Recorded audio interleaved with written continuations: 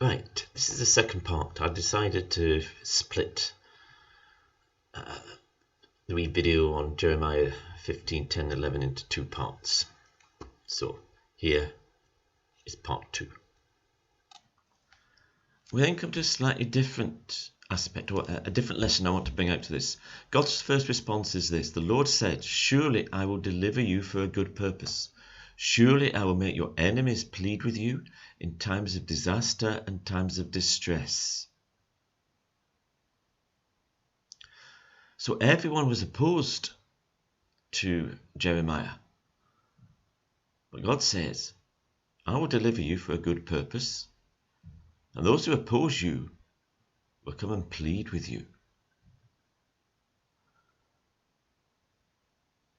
Eventually, of course, disaster was coming for Jerusalem and Judah.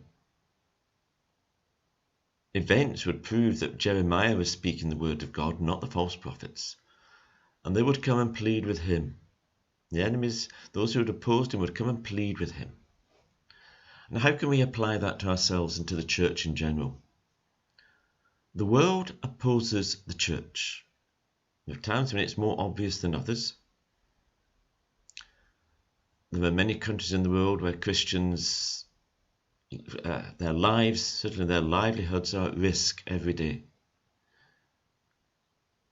In the West, the church and the world are at odds with each other now, increasingly so.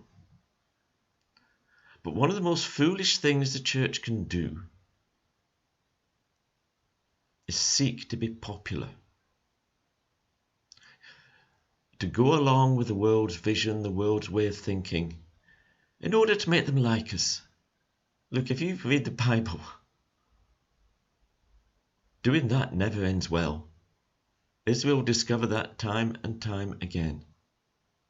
We must not and should not go along with the way of the world, the so-called wisdom of the world, because the world knows nothing.